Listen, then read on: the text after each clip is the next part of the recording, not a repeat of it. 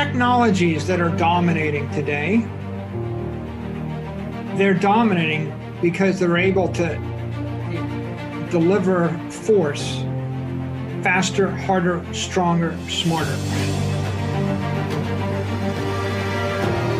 So if we ask the question, what is money? Money is the highest form of energy that human beings can channel. Bitcoin is channeling human ingenuity into making it better. And every commodity is channeling human energy into making it worse. The lowbrow or the historic colloquial term is hodl, right? Hold on for dear life, or just hodl or save, whatever. And the highbrow term would be adopt as a Treasury reserve asset.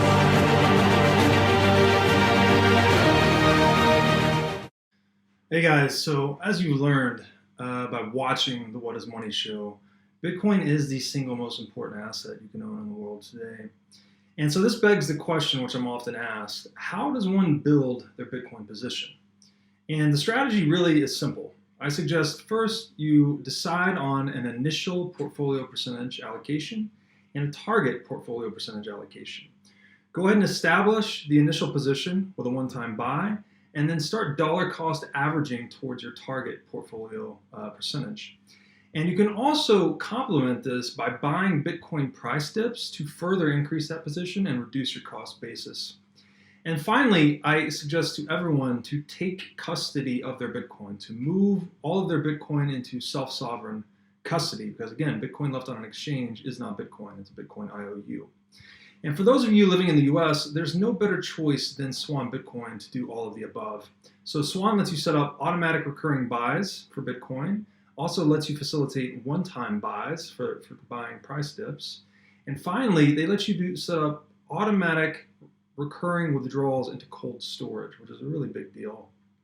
And all of this they provide at the lowest fees in the business, approximately 0.99% per year for weekly buys of $50 or more, which is about 70 to 80% less than Coinbase by comparison. And the best part, Swan is a Bitcoin-focused, education-first company. They publish great content on their Swan Signal Live podcast. They publish a lot of content in their newsletter and website, and their team is just the absolute dream team of Bitcoin. I would say check out their roster. It's growing every day, but it's a super impressive group of individuals. And so with that, I would highly recommend you check out swanbitcoin.com/breedlove. You get $10 in free Bitcoin for signing up. And it lets you stack sats with myself and the rest of the Swan team as we continue the fight to restore freedom, truth, and virtue in the world through Bitcoin. All right, thanks.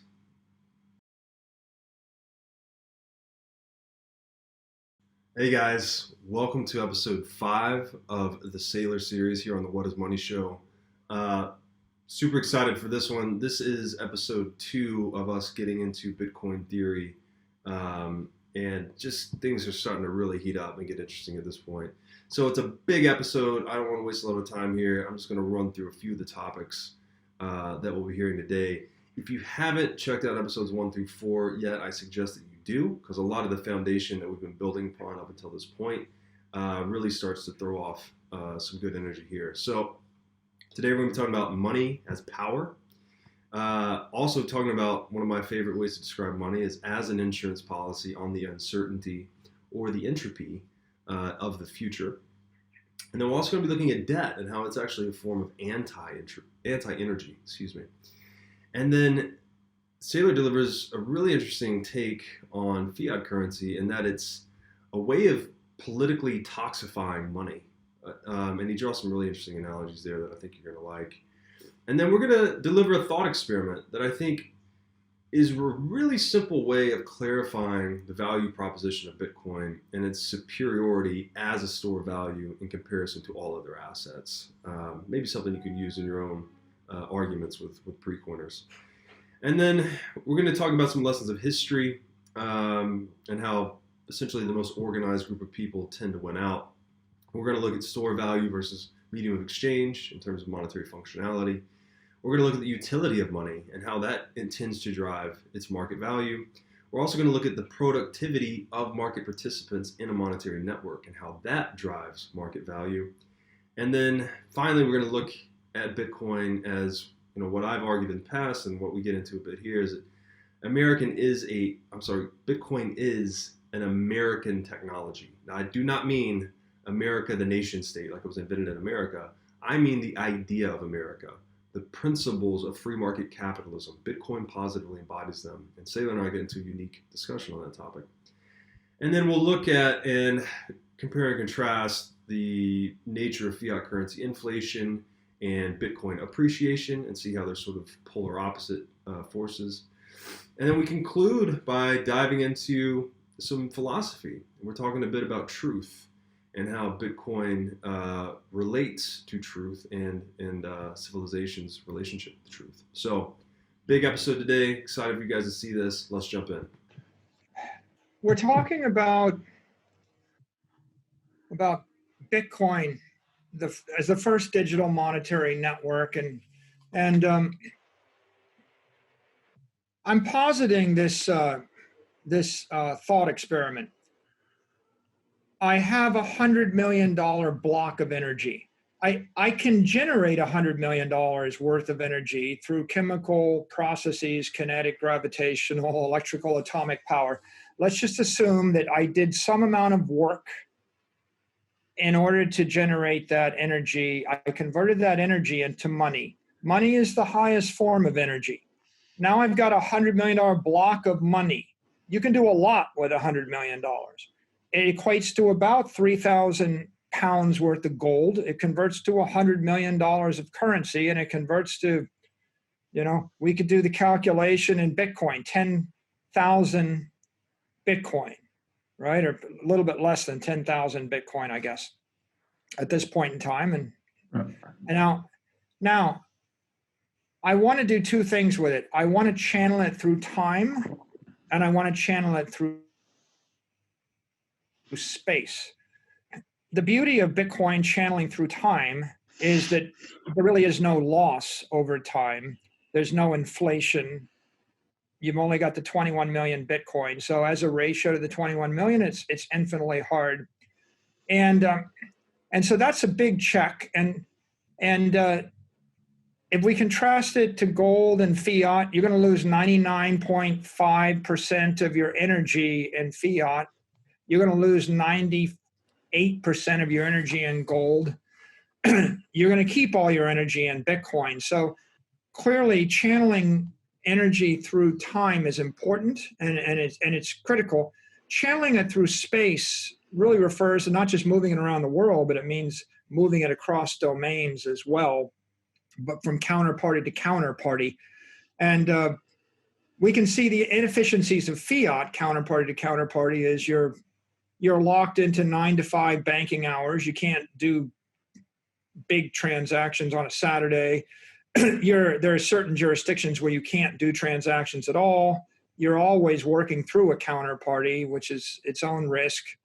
And of course, if we go to gold, fiat is faster, but it's still got complexities. And gold is slower. It's going to take a month to physically deliver gold. And so super slow, super expensive. And so neither fiat nor gold make nearly so much sense for channeling energy through time and space. I think that the best metaphor, when I think about this, is it's like I want to cross from London to New York City, and I need to cross the Atlantic, and that's the journey. And if I'm going to do it with fiat currency, it's like a rubber raft with a leak in it, maybe a big rubber raft, and it's got a leak in it.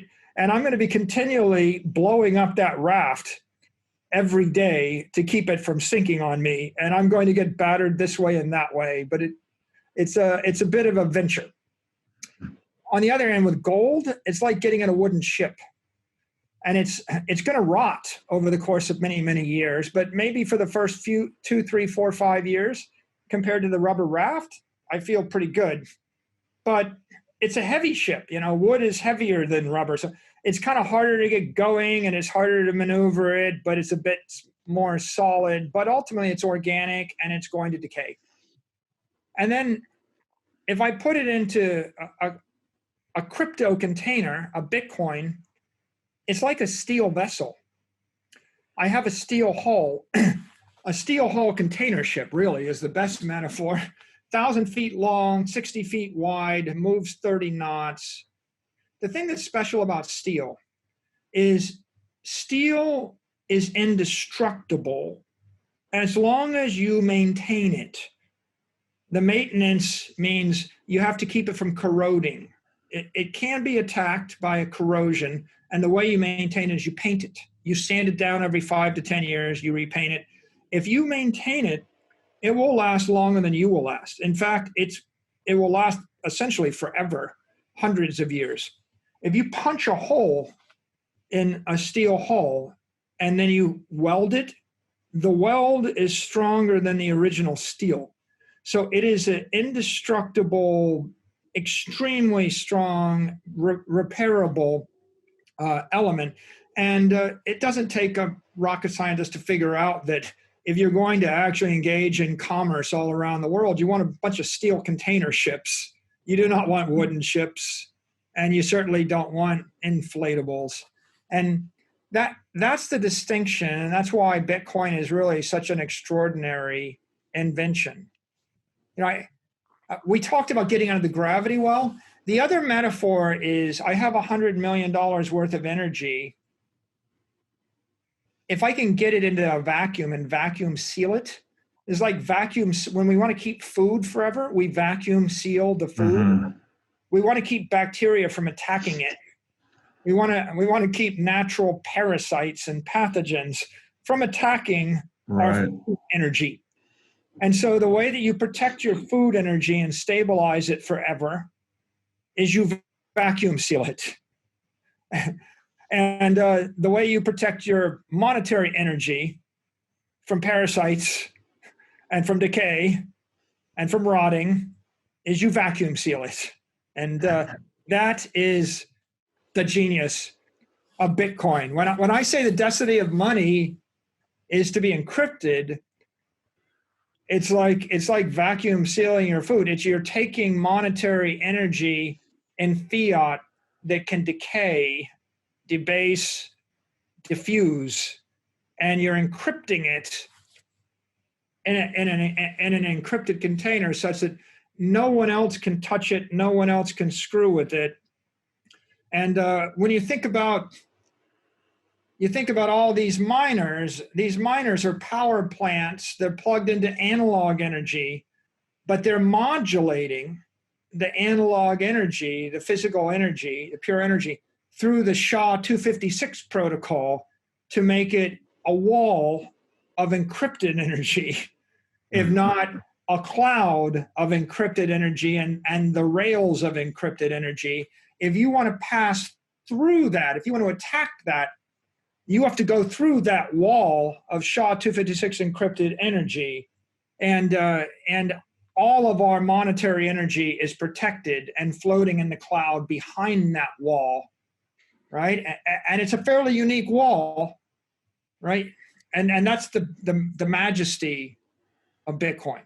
Right, already the most powerful computing network in the world. We've never had something as cryptographically secure as the Bitcoin network. It's already, in its early stages, already the most powerful computing network humanity has ever seen, with still a lot of room to grow.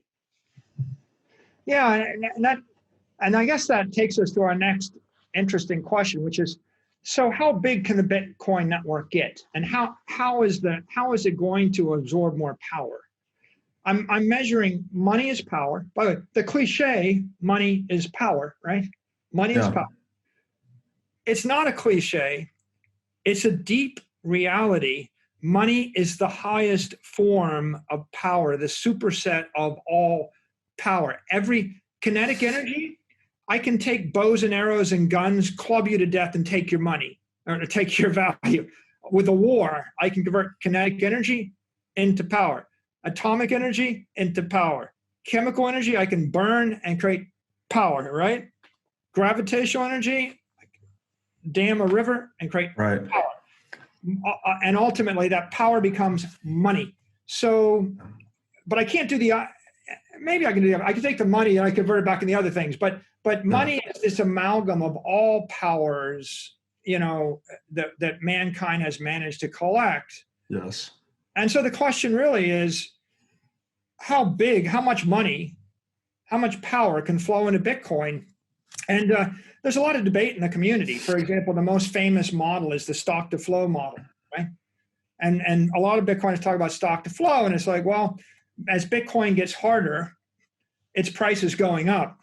Well, I mean, the power in the network is directly proportional to the price because it's equal to 21 million times the price, right? That's the power in the network. You can almost think of it as a voltage or something too. The higher the voltage, the more energy passes through an electrical network. So I see the price as the voltage, and I think that that stock to flow is an interesting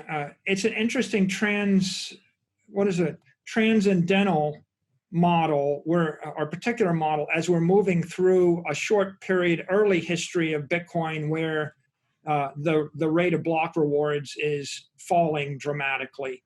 But I think that as you look toward the future of the chain, as it asymptotically goes to 21 million, and as the block rewards go to zero, and the entire network flips over to transaction fees, then you start to think, well, that's just because it's hard, that's not going to explain why it's valuable. It's hard to synthesize polonium or uranium. By the way, it's really hard to create steel. Really hard. Like steel power plants, if the steel overflows, it hits the concrete, it blows up, kills everybody. It's hard to deal with nitroglycerin. There's a lot of hard things in the world, and there's some things that are nearly impossible. I will probably never walk on the sun. Impossible. But the impossibility of something doesn't make it valuable. What makes it valuable is some other dynamics. And I have a simple model. And I tweeted this model the other day. I think the success of Bitcoin and the network power ultimately is a function of the adoption, the utility, the productivity, and the inflation. Those four, and they're big, grand concepts. They're vectors. They're not like one number. They're ideas. But the adoption idea is a monetary network is going to be as big as the amount of assets, or the amount of asset holders that adopt it as their primary treasury reserve asset. So, for example, if 1 million people with $100 each decide to hodl their $100 and they put $100 million into Bitcoin, the Bitcoin network's worth $100 million. If a company with $100 million decides to hodl their 100 million in Bitcoin, they're going to, and the lowbrow or the historic colloquial term is hodl, right? Hold on for dear life, or just hodl, or save, whatever. And the highbrow term would be adopt as a treasury reserve asset. Same thing, yeah. If I'm filing an SEC statement, I would say adopting as a treasury reserve asset. And if I was just a Bitcoin maximalist and I loved it and I got it, I'm hodling. Yeah. And they're the same. And that's why I love the hodlers. That's why they're my people. I love them, right? They're hodling. And they figured it out before I figured it out. And I give them credit. They figured it out, and that's genius, right? But I'm not too proud to learn, right? Right. You got to believe it. If I lived 1 million years ago and some dude comes out with fire, I'm not the guy who's gonna say, I'm not doing that. That wasn't my idea. Yeah. Right. Could I borrow some of that fire, sir? And thank you. Right. Thank you for bringing life to me. So, adoption.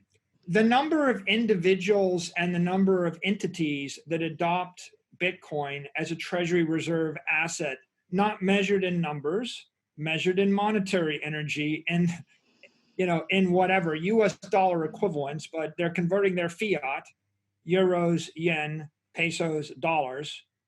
the total US dollar amount of fiat that is converted into Bitcoin for the purposes of holding as a treasury reserve asset. Like, you see, the traders, the speculators, they're short-term interesting, but over the long term, they don't really have any value to the network, right? Someone that's going to buy 1 million of Bitcoin today and sell it tomorrow, they're not going to drive network energy because they're going to rob the network of energy as fast as they fed the network. They are mercenaries. Right. You know, the Roman Empire was built on citizen soldiers willing to fight and die to protect what they believed in.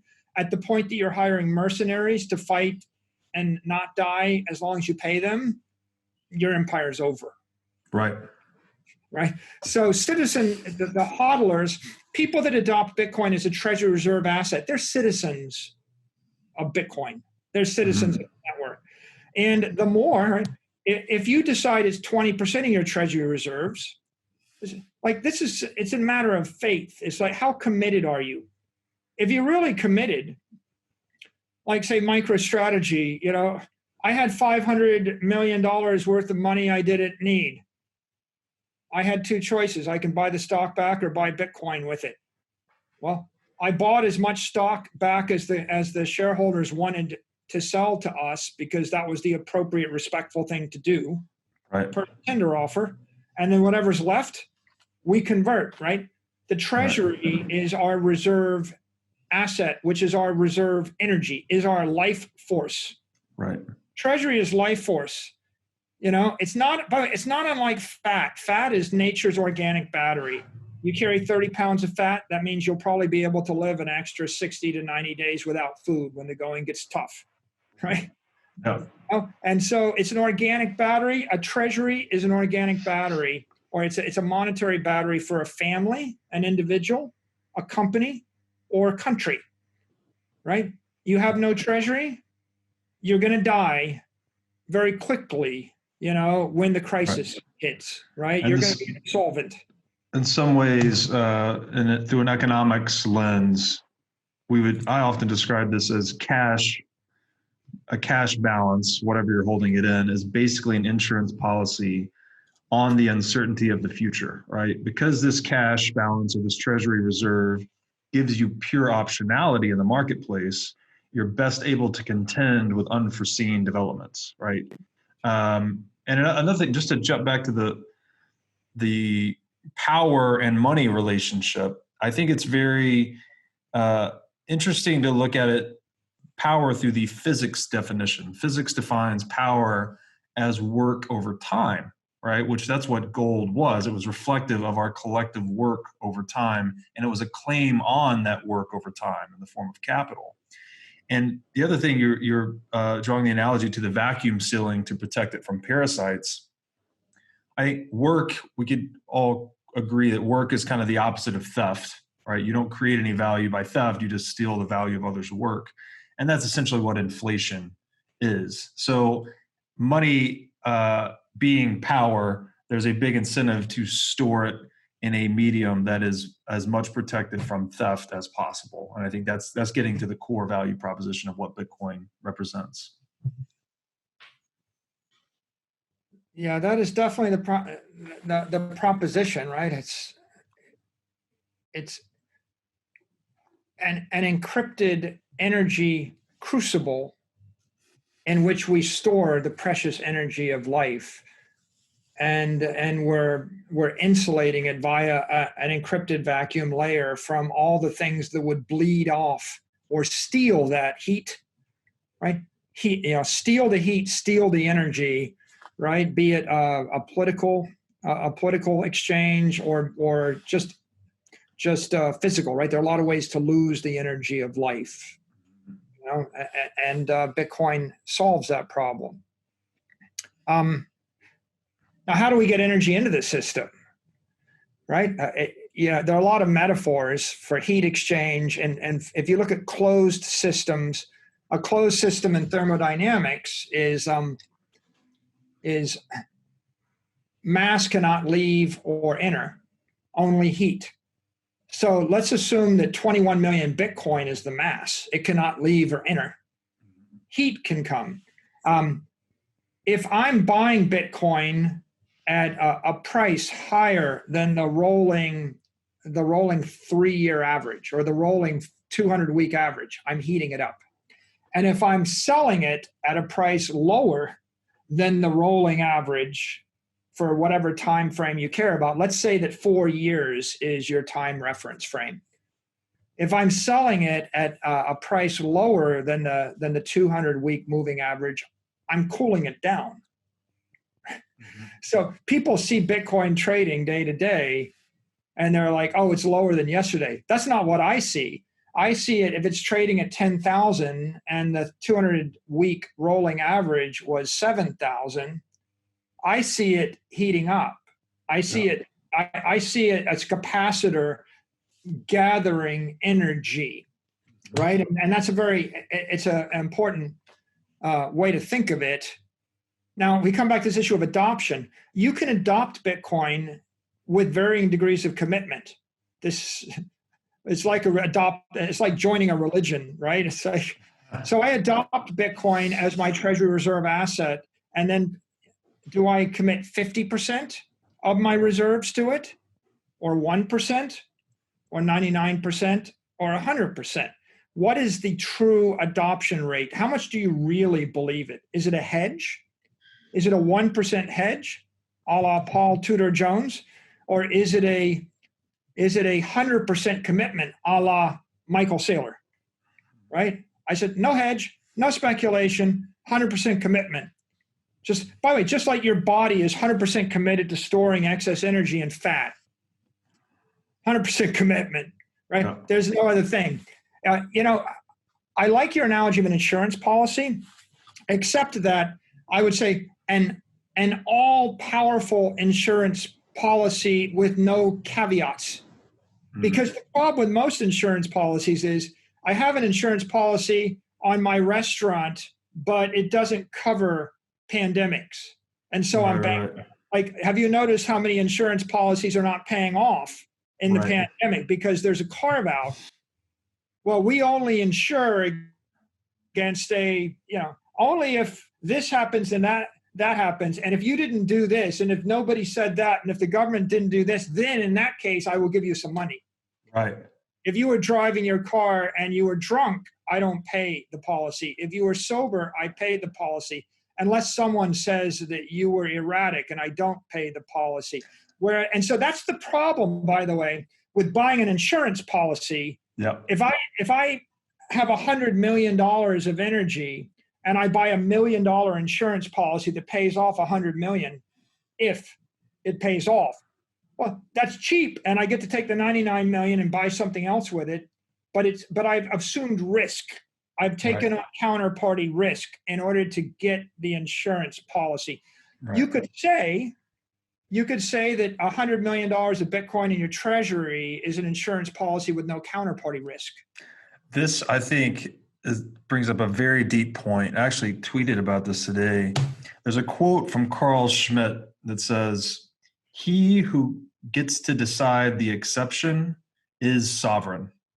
Right? So there's rules that we're all abiding by, or protocols, but whoever gets to make exceptions to those rules or protocol, it really has the power to act as they see fit in the world because they get to bend the rules, right?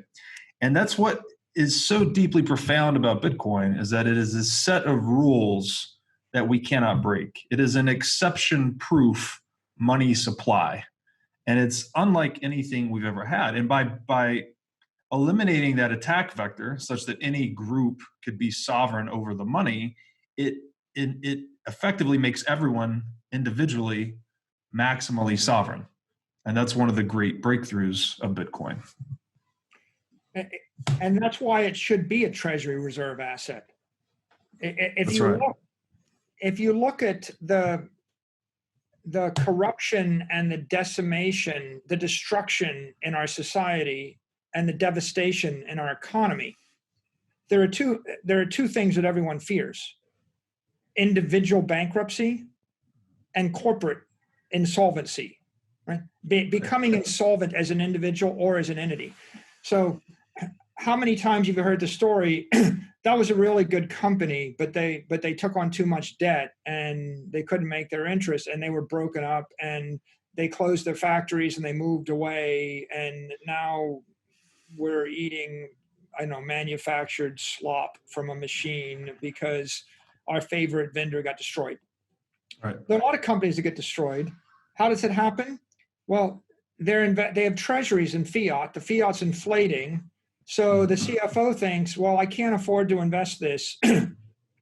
It's not politically acceptable to invest in stocks or equity that keeps up with inflation.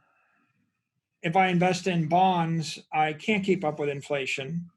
And so I start buying my stock back, and I borrow money to buy my stock back. So if I have $100 million in Treasury and I borrow $100 million,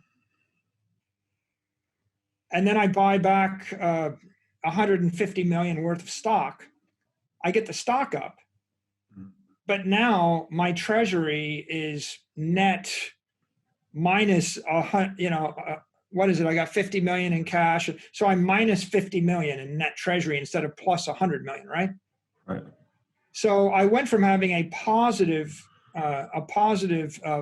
position. It's like you have enough fat to live for 30 days without food, to a negative position. You have no fat, you're in debt, and there's a banker that clicks on a feed you button every day. And if the banker decides to pull the plug on your credit line, you're instantly eviscerated. Exactly. And so a company in debt with no liquid assets has no energy. It's an energy debt. Right. And so what that means is maybe you generate $100 million in cash flow a year, and you've got 500 million in debt, or $1 billion in debt, and you need 90 million of it as EBITDA to cover the covenants. That means you have a $10 million cushion. That means you have a $2 million a quarter cushion. That means that in any given quarter, if you were short $3 million on a 500 million number, that $3 million kicks you into default on your debt and renders you it renders your capital worthless, Right. can drive your equity to zero, and can render you insolvent. And the creditor can take control. You lose your sovereignty. The creditor takes control of your company. You lose everything. That's right.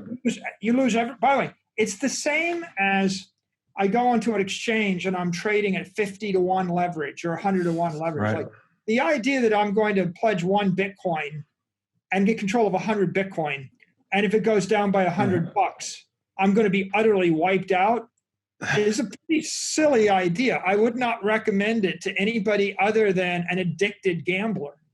You Right. literally, if your goal is, I'm okay losing all of this, and it's just like going to Vegas or going to Bitcoinville, if that's what you want to do, then call it a gambling habit, but there's nothing rational about it. The leverage could be thought of as every entity, be it a government or a corporation, is draining their life energy, pouring it out, right? When you flip from having a positive treasury to a negative treasury, I have drained my entity of my life force, and I'm living at the pleasure of my creditors, Right. wherever and whoever they may be, or my counterparties. I've lost my sovereignty. Absolutely.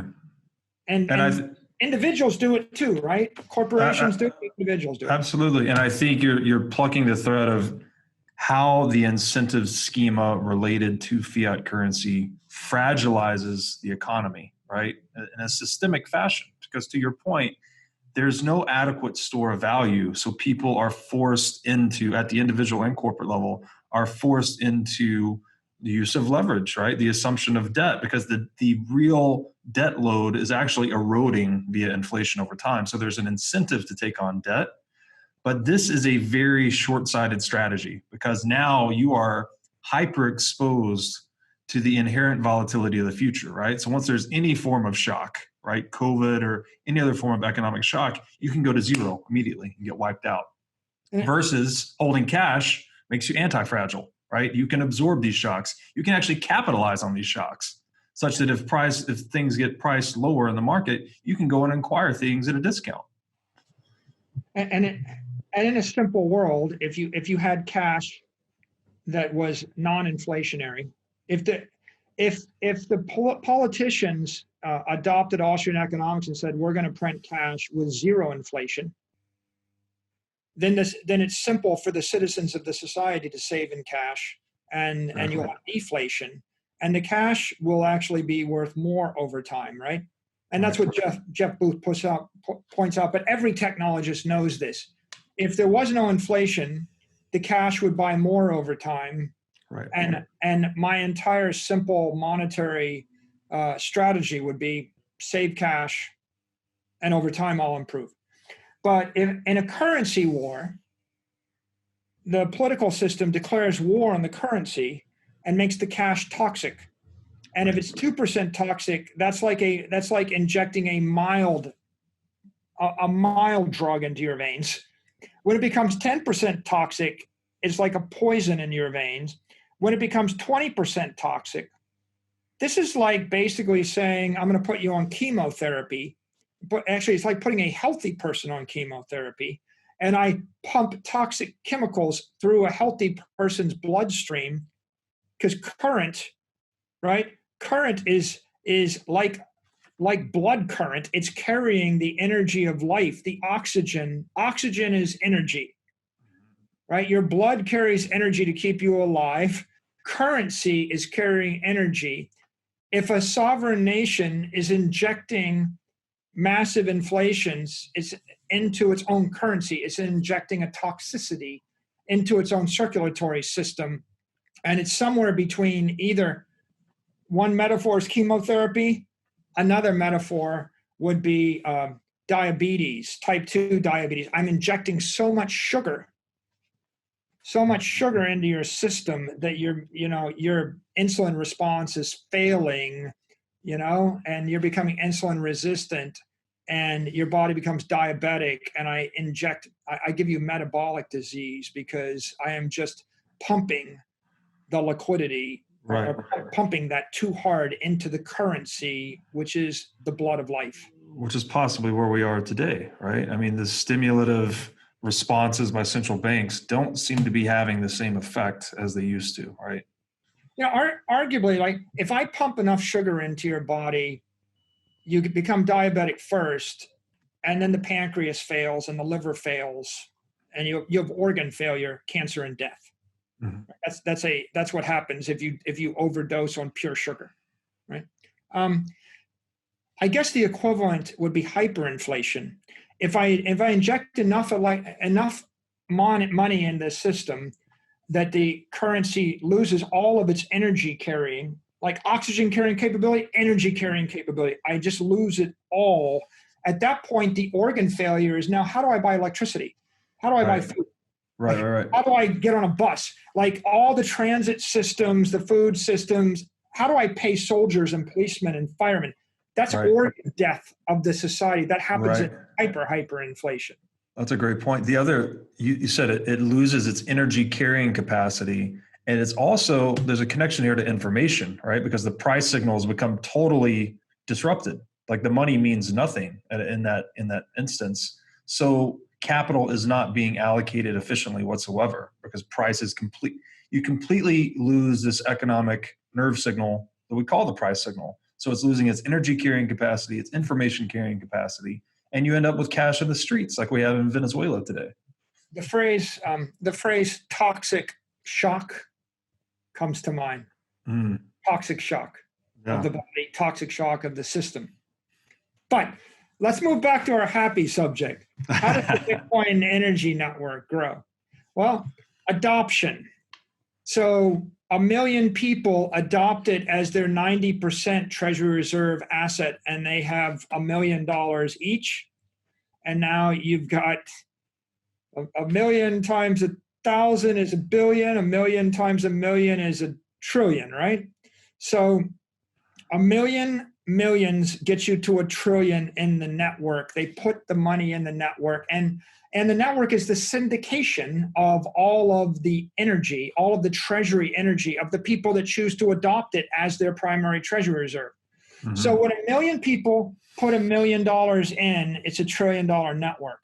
When 1,000 companies put $1 billion in, it's another trillion network. Mhm. So now you're up to 2 trillion. When 100 companies put $1 billion in, right, or 100 billion in, right, you go to the next level. So as individuals, families, private companies, public companies, government agencies, small governments, mid-size, municipalities, states, small countries, mid-sized companies, big countries, all the nonprofit organizations, right? As they adopt this as their treasury reserve asset, they don't need to adopt it as their currency medium of exchange. They don't need to adopt it as a unit of measure. As it becomes their store of value, their treasury reserve asset, as they adopt it, the network syndicates all their energy, and the decision of Apple to buy 100 billion worth of it would accrue to the benefit of 1 million hodlers that bought 100,000 each or 1 million each or 50,000, whatever they bought. The beauty of it is that everybody is pro rata pari passu benefiting. Right. And it's in everybody's interest to bring everybody else in, right? That's right. And it's a network effect, right? That as someone comes in, someone else comes in, the price moves up, the people that were in it get a benefit. And now we get to this next dynamic, right? With me pausing to say, without adoption, right? Without people believing that this should be their treasury reserve asset, without that, you have nothing, right? So it's not enough to say it's just hard. People have to love Bitcoin more than they love gold, silver, Apple stock, Amazon, Facebook, whatever. And by the way, we didn't touch on it much, but if we consider, Bitcoin as an energy network versus Facebook as an energy network, or Apple as an energy network, the issue there is I got to look out 100 years and say, will I be able to put $100 million in Apple stock, hold it for 100 years, and what's my exposure? And of course, your exposure is income tax on the company, sales tax on their product, tariff exchanges, regulatory interaction, income tax on their employees, all sorts of other taxes, you can come up with, plus any other regulatory action, including and likely being the ultimate regulation of these things as public utilities. Right. Because if they weren't regulated as public utilities, the richest guy in every city would be the guy that owned the electrical power plant. And that guy would be richer than Jeff Bezos or Bill Gates or anything. The only reason that these guys are rich is because they're in a new, novel, unregulated area that was not deemed to be important. And the problem is, as soon as it is deemed to be important enough that you can't live without it, then it becomes a God-given right to have access to your YouTube or to your iPhone or to your whatever. And now this is the entire value proposition differs. I mean, we live in a society right now where people think equity is like a perfect store of value. What they don't realize is it's possible for the equity to go to zero. The equity could, for example, a nationalized power station has zero equity. It still works. When stuff gets nationalized, be it education, power, electricity, technology, the equity goes to zero. You can have something where the equity zero and the debt has value. You can have something where the equity has no value, the debt has no value, but the underlying vendors are getting paid. I mean, it can shift back and forth. It's a political thing. Right. So with regard to Bitcoin, right, and the value of the network, it comes down to people making the commitment to adopt it as their treasury reserve asset at all levels. And no one, it's just as good for us if Norway adopts it for their treasury reserve as it is some big charity, as it is the Rockefeller Foundation or the Hughes Institute or Harvard or Stanford or MIT, or for a private company or a public company, or an agency of the government, maybe, the county, that you live in, or a city you live in, or the fire department, or a union, or a pension fund. And then there's all the investors, right? Hedge funds, pension funds, insurance companies, right? There are a lot of entities that have monetary energy.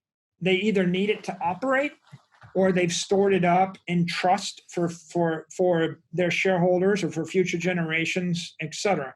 So as that energy flows, the network strengthens.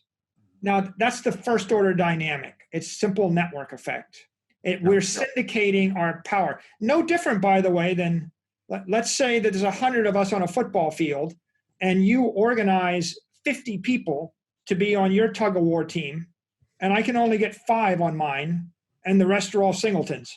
Your team wins, right? If there's a lesson of history, by the way, the lesson of history is the most organized team always wins. Right. The reason the Romans kicked everybody's ass for nearly 1,000 years is they were the most organized, right? Even when they put their petty differences aside for 700 years, they beat everybody else, right? And then when they started fighting with each other, there's a decay. And eventually, when they were disorganized, that disorganization causes a deterioration in power. So it's the most organized that wins. It doesn't matter whether you're in 8th grade football or whether you're in high school or whether you're in college or whatever it is. Organization is always critical. And I think you're pointing to another strength of the Bitcoin network here, and also debunking what I would call the alternative narrative that money needs to be adopted as a medium of exchange to proliferate as a network, right? You do have to HODL or adopt it as a Treasury reserve asset in an economic sense to create reservation demand for that asset. You're taking that asset off the market. You're reducing its supply, thereby increasing its price. And that's what creates the bootstrapping effect, I guess, of this monetization process. And that again harkens back to this evolutionary path where you have it as a store of value first. After it's accreted enough value, it can be used as a medium of exchange because those early holders have more of an incentive to use it as a medium of exchange. And then finally, once it's widely accepted enough, it's being used as a unit of account. So I think that really, and to your point about organization, holders are all perfectly aligned to 21 million, right? It's just the energy efficient strategy is to just hold. It's very simple, hard to disrupt, hard to disorganize because there's not a lot of activity on part of the holder. So it seems like an indomitable strategy in the market for money. That's why if you understood Bitcoin, you would never say something so silly as I know when to buy it and I know when to sell it and I just trade. The people that are trading in it don't really understand it, because if they understood it, they would just buy it and hold it. And then sometimes people think they're accomplishing something, but they're accomplishing not that much. Like if 100 entities buy $1 billion each, then the value of the network is going to go up by more than $100 billion. And if they just buy it and park it in a cyber vault and don't touch it for 100 years, it doesn't matter. Mm-hmm. It's going up, right? It's that the fact that they poured their energy into the container is actually what caused the energy network to grow. The moving in and out is actually wasting and dissipating energy. You're just dissipating energy to come and go, and ultimately, the success of the thing is I hear these people. They talk about store of value, medium exchange. Well, Bitcoin is a high frequency store of value and a low frequency medium of exchange. Right. That's what it needs to be, and technically, that's what it is. And if you understand that, once you get it, you realize you shouldn't fight that. So, for example, I buy $1 billion of Bitcoin. Every second, it keeps anybody from stealing my Bitcoin. Mhm. Every second it's storing the value. No government, no parasite, no thief, no hacker is taking my $1 billion. So every second for the next million years, it's working. In the same way that I put that energy into a vacuum package, and every second it's staying vacuum sealed. And the whole point was to live forever. And so if I gave you a little crypto field that made you live forever and never age, you would say high frequency longevity device. It works pretty well. Mhm. And you wouldn't have a problem with it. There's nothing wrong with living forever. It's immortal energy. So that's high frequency. The problem is people don't recognize that every second of the day they're being attacked. You are being attacked, by the way. Every second of the day, there's bacteria and there's viruses trying to kill you. If I said, I'm going to spin up a field that stops them from killing you, it's going to work 1,000,000 years and you're not going to notice it, you would think that's a pretty good trick. Yeah, But that's, in fact, what happens when you actually store value. Now, low frequency medium of exchange, in order for Bitcoin to have its anti-fragile properties, and for it to have utility, we have to be able to move it on occasion.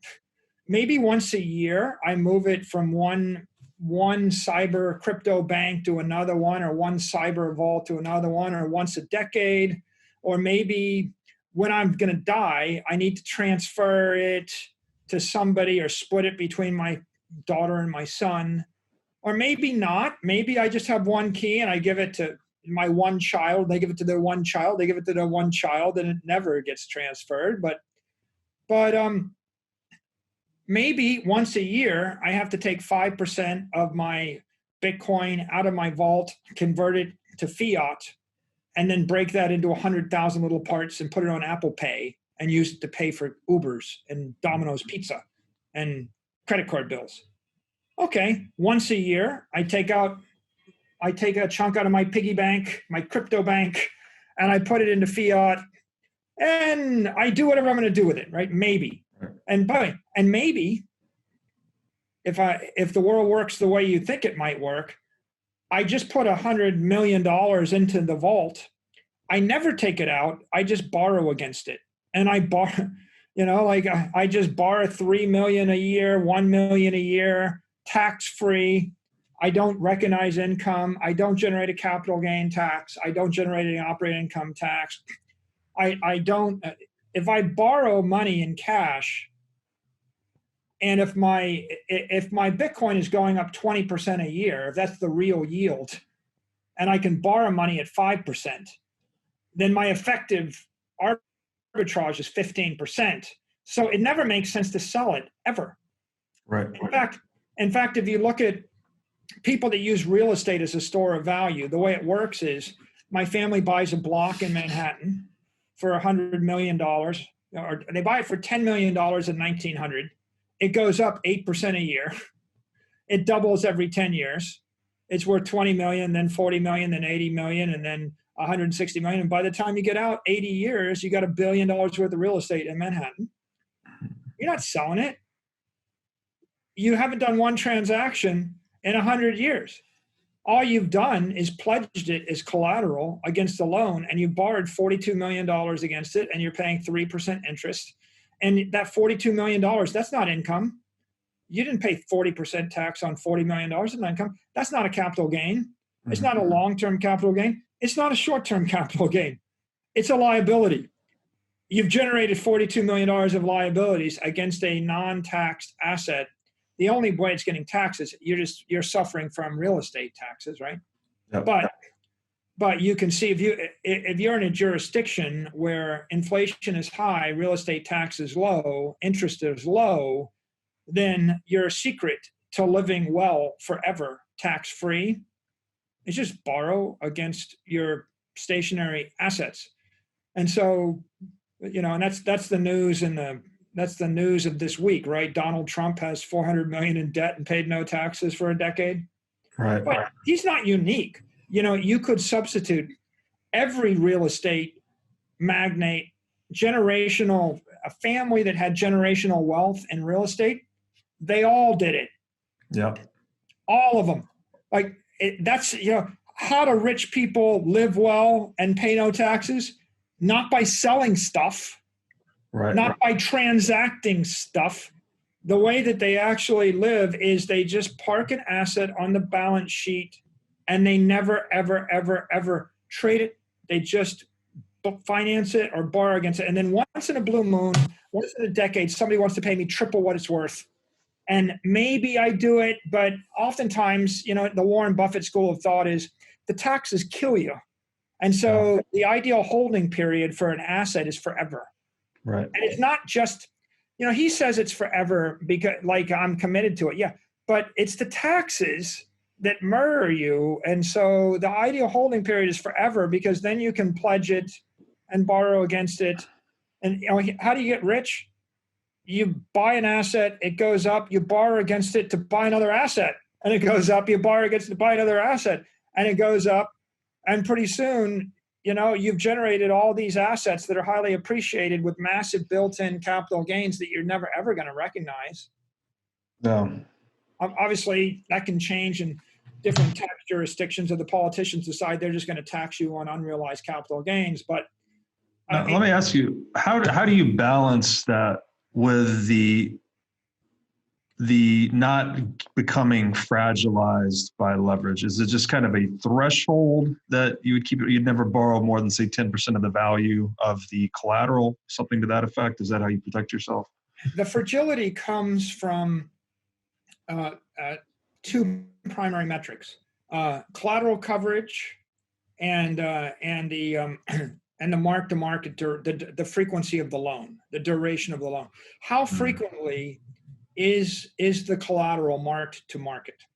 So, for example, if you borrow money to buy a house and it's a 30-year mortgage, and if the bank says to you they're never going to they're never going to mark it down, right? There's some loans like a mortgage loan where they'll never get marked down.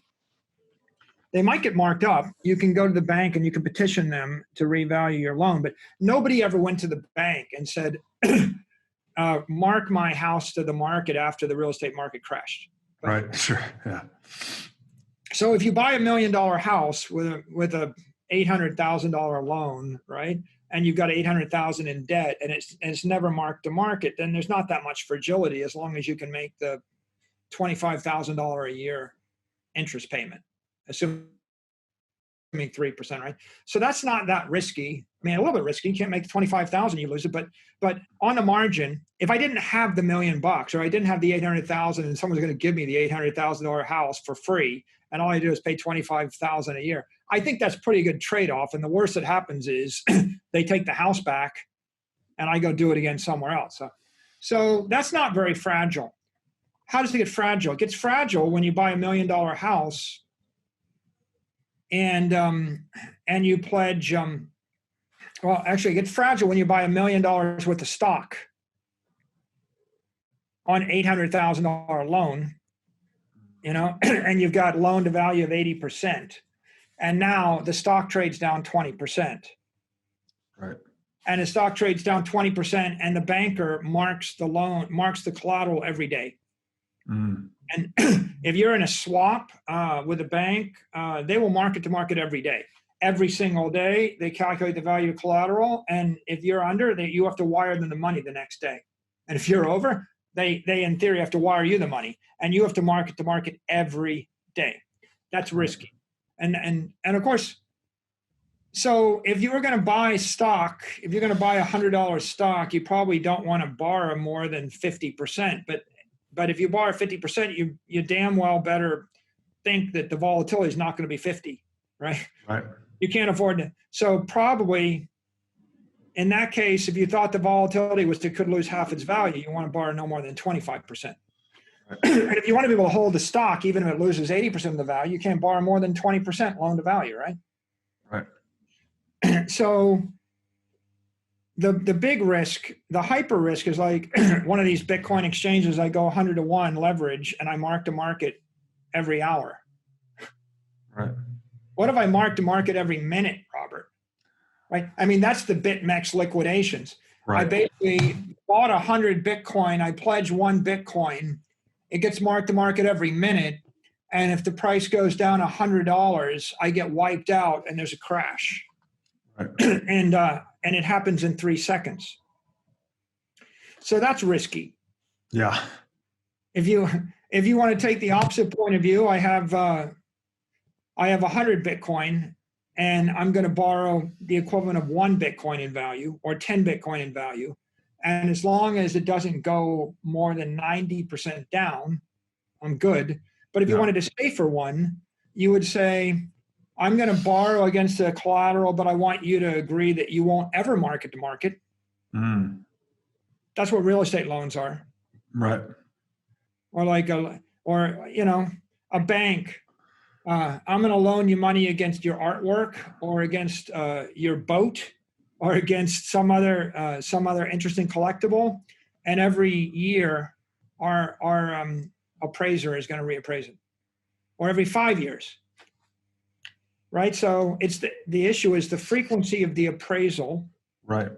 Combined with the volatility of the asset, combined with the political regime you're in, combined with the loan to value. If you're in a political regime where it's unacceptable to let real estate values go down, then you can reasonably expect that it's not likely your house is going to be worth 20% of what you bought it for, because the politicians won't let that happen. But they might not protect your Picasso painting. But so if I borrowed money against Picasso painting, I might, and the banker said, we're going to market to market every month. That's not as good as once a decade. Mm-hmm. Right. So when you're thinking about risk, you're thinking about how liquid is the collateral and how frequent is the mark to market, and then how much is the loan to value. And that's how you get to a question of risk and what you should do or not do. That makes sense. I'm not saying you have to do it, by the way. You could just sell the Bitcoin highly appreciated for cash, pay the tax, and take zero risk. And look, if the interest rate was 18% and you thought that the economy was going to grow at 4% or 3%, then you would sell. Mm-hmm. And you would take on the debt. So it's a function of interest rates as well, and productivity. And I guess let's go back to this issue of our power equation: adoption, utility, productivity, inflation. We talked about adoption, and my point there was you're just syndicating. If the world is static, in a static world where there's $1 trillion of assets, if you get 100 billion on the network, then that's better than 10, and 500 billion is better than 100. And in a static world, it's just all about recruiting and getting people to join the network. But the world is not, strictly speaking, static. The next thing is dynamic, and technology is what makes it dynamic. And that's where utility comes in. So if I can take Bitcoin and I can buy it from Square Cash, it's got more utility. If I can send it as $22, if I can send it from Square Cash, if Square will convert my Bitcoin into dollars and send it in a split second, it's got more utility. If Apple Computer builds it into Apple Pay, and I can link a small wallet with 1% of my Bitcoin into Apple Pay, and I can zap that around on my iPhone, it's got more utility. If Kraken creates a crypto bank and they offer me 4% interest, and they'll offer it to me with institutional low risk counterparty, and they represent to me that they've got $100 billion of insurance, and I can give them my crypto wallet and I get 4% interest on it, or 6%, and I trust them, the utility just went up again, right? And Bitcoin becomes more valuable. If I get to the point where I can manage my crypto keys, using my retina scan or face ID, and give speech instructions, and I can say, send Robert $37 in cash, of my crypto. And if it always works, and I just did it, right? And it's more secure than hardware key, and I don't have to remember my 12 seed key or whatever. and I don't have to have it, whatever. And it never fails. Utility went up, right? But if I can say, Robert, if I can say, maybe I got a girlfriend, Lisa. I say, send Lisa flowers on her birthday every year for the next decade. Click. And it's jacked into my crypto. Utility went up, right? There's a lot of ways utility can go up, right? If buying stuff, selling stuff, et cetera. It's all a function of technology. If the Lightning Network works, and yeah, in the ideal world, back to my example, I have X money, $10 million. I have 100 million, or I have 100,000 in my checking account. I say, move 100,000 into checking, leave the rest in the bank, yielding 7% interest. Tie my checking account into Apple Pay. Link that to my Uber account, my sister's Uber account, my Domino's account, and use it to pay off Netflix, Google, this, that, and the other thing, and pledge it, as trusted collateral on some dating network to show that I'm a real person, and then use it to, and automatically pay all my fees on my domain registrations every year when they come due. There, I just said it. I just did it. That's utility. That's right? amazing. That's And it's so connected to productivity, right? It's enabling you to accomplish greater results with the same or less efforts. So the utility is a reflection of your productivity. And that's a great segue to element 3 of the network power, and that's productivity. Well, we have 1 million hodlers, and they put $1 million each into the network, and now we have $1 trillion in the network. Adopting it as your primary treasury reserve asset means sweeping your excess cash flows into Bitcoin. So those 1 million people put $1 million each, but how much money do they make each year, and how much do they save each year? So let's say they make 100,000 a year and they save 10,000 a year. So 10,000 times 1 million, 10 billion, right? So in that case, 10 billion in fiat gets converted into Bitcoin every year. That's the productivity. If they all get a raise, next year it'll be 11 billion. Next year it'll be 12 billion. If they all start their own business, then next year it'll be 30 billion. If the economy's growing and they're inventing cool stuff, and one of them becomes the next Michael Dell or Bill Gates or whatever, that person's going to put in 100, billion or 50 billion, right? If you get lucky and one of your hodlers is Jeff Bezos, and he's going to put in 37 billion. So the productivity of the individuals is going to sweep cash flows into the network. And the same is true with the productivity of the corporations. So MicroStrategy, we put 500 million into a network, we make 50 million a year. If we generate 50 million a year after tax, we sweep that into the Treasury, right? And do that 10 years in a row, our initial 500 million is going to become 500 million more of discounted cash flow. Right. So now we're just back to some basic finance theory. What's the value of the stock? It's equal to the cash, the balance sheet cash value plus the discounted value, the discounting of the cash flows, the discounted value of the cash flows over time. Right. So the treasury that gets put in is the initial slug, and the discounted value of the cash flows of all the people in the network is the next value proposition. Of course, this kind of dovetails nicely with economic theory, because if the overall worldwide economy is flat and not growing, then the cash flows are not going to grow. If the overall economy tanks and goes and starts to deteriorate, the cash flows will deteriorate. If I destroy the economy, cash flows are going to zero, no value will accrete. And if I invent an atomic overthruster that gives you infinite energy in a sugar cube, presumably, productivity is going to go through the roof and cash flows are going to go through the roof. So ultimately, we're getting a bunch of people to join the network, and then all of our fates are intertwined with all of our productivities. We've created a cyber economy. Just like Warren Buffett said, never bet against the United States.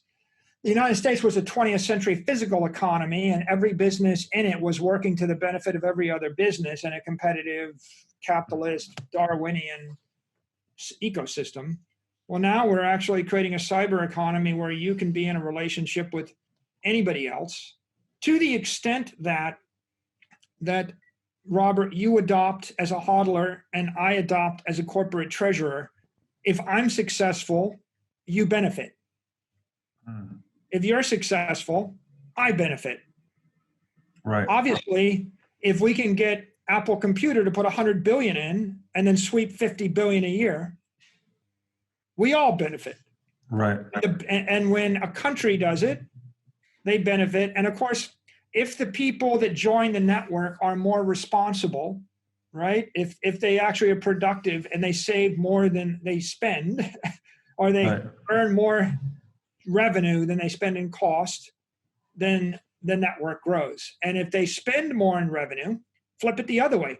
1 million hodlers all of a sudden save their money, and then they start going crazy and partying and quit their jobs and buy Lambos and blow it all on champagne and gambling. They start drawing down their balances in the Bitcoin network, and they sell their Bitcoin for fiat. And if they're selling it for fiat, they're draining the energy out of the network. Right. So the network is going to accrete with virtuous economic behavior and debase and dilute with vices. I love the example that you use of the United States as being this Darwinian economic ecosystem of value creation, because it was indeed it was the place in the world with the lowest impediments to free trade that actually led to America creating the most wealth and the most capital, right? And in many ways, I think Bitcoin positively embodies a lot of the founding principles of we'd say American free market capitalism, right?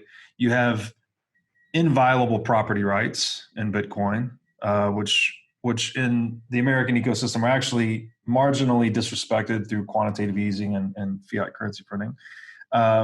There's a rule of law here. So in the US, so we have non-violent dispute resolution and enforcement of contract law. And clearly the Bitcoin network is, the most adept network at reaching global consensus we've ever created. And then kind of from the first two, honest money or hard money would be something else that a real capitalist system puts out. So it's almost as if America as an experiment was the closest thing to pure capitalism we had prior to Bitcoin. Because again, the nation state always gives into that temptation to violate the money supply and thereby violate the private property rights of its citizens. Robert, you jog my memory or jog my thoughts. I've described Bitcoin as a swarm of cyber hornets behind a wall of encrypted energy. Well, the United States is a swarm of military assets, a Navy, Army, and Air Force behind a wall of water. Right. The insulation is the Pacific Ocean, the Atlantic Ocean, 3,000 miles of water. You have to go through the Navy, the Army, and the Air Force. And that protected a bunch of capitalists, a bunch of entrepreneurs work, in service of the goddess of wisdom, in this case, in service of the American way, right? The American businesses pursuing the American dream, unhindered by interruption because they're behind a wall of water. But you go to Poland, they're good people too, right? I've been there. I have a lot of Polish employees. They're brilliant. Between Russia and Germany, sometimes, again, Trotsky's point, you may not be interested in war, but war is interested in you. It's kind of hard to go about your business when people are rolling over you with tanks this way, that way. And the equivalent of that in a monetary system or an energy system is when someone's stealing your energy. Right. Okay? How do I keep my coffee warm? I put it in a thermos. I need to insulate my energy so that no one steals it. if I take your Starbucks coffee and I put it in a cooler of ice and I drop it in the ice, your coffee's getting cold, right? Right. And so the wall of encrypted energy is the insulator. The wall of water is the insulator. The insulation is the insulator. The vacuum is the insulator. If you want a crucible of virtuous innovation, you need that vessel that serves as the insulator against all the forces that would attack it from without or interfere with that process. And and that's that is Bitcoin, right? We're creating that. And having said all that, right? Adoption, utility, productivity, those three things create that monetary chemical reaction of sorts. And the last piece is inflation. But inflation is almost just the way that we translate the energy. It's the translation coefficient of the energy into a frame of reference of the dimensionality or the domain where I'm spending it. I mean, I'm going to have to translate my monetary energy into rubles or pesos or dollars or euros or yen if I cross into one of those domains, because it's their world, not our world, right? Right. So if the dollar didn't inflate, then would Bitcoin go up? If the United States had a perfect monetary policy, no inflation, could Bitcoin succeed? Yeah, it could succeed if people adopt it, because it's got technical advantages, right? If they adopt it as a reserve asset, I mean, their choice is that versus stock versus bonds versus property. You still have the issue of how do I commute energy through time and space? So I would still adopt it. Technology would still get better. I mean, if there was no inflation, you would still like the iPhone. You would still like Zooming to me if there was no inflation. Technology would get better, and we'd have productivity. We'd be inventing stuff, fusion, better materials, etc. And when we created stuff like Zooming, and we put together Zoom with YouTube, we would talk, and someone would go up on YouTube, and 100,000 people would see it, and 3 people would have an idea, and something would happen that wouldn't have happened otherwise. You don't need inflation for Bitcoin to be successful any more than you need it for Google or Apple or Amazon to be successful. It just happens that in an inflationary environment, it accelerates. 2% inflation will grow it 2% faster. 10% inflation will grow it 10% faster. In theory, if a bond is pure energy, and if bonds are inflating at 20%, then that means that Bitcoin will have a 20% real yield in that currency where you see that energy inflation. And it'll be different relative to the frame of reference of every single domain or every country, depending upon how they choose to manage their currency. They could, in theory, right? I can peg to the dollar, like in Singapore or UAE, I peg to the dollar. I could peg to gold. If I peg to gold, it'll be a 3-4% differential. If I peg to the dollar, it could be a 10-15% differential. If I peg to the peso, it could be a 32% differential. Right. So all of the value of Bitcoin relative to the people in the ecosystem, in the domain, will vary.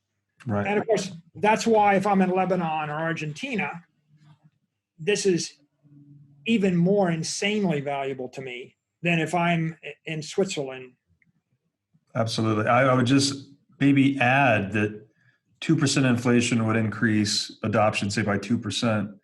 But as you increase the inflation rate, I think it would actually be nonlinear, because if you take the extreme example of hyperinflation, like everyone would pile out of their currency into the dollar or to Bitcoin, something that was more reliable, such that as you increase from, say, 2% to 10%, people's inflation expectations actually increase, which it gives them further incentive to move into Bitcoin or something alternative.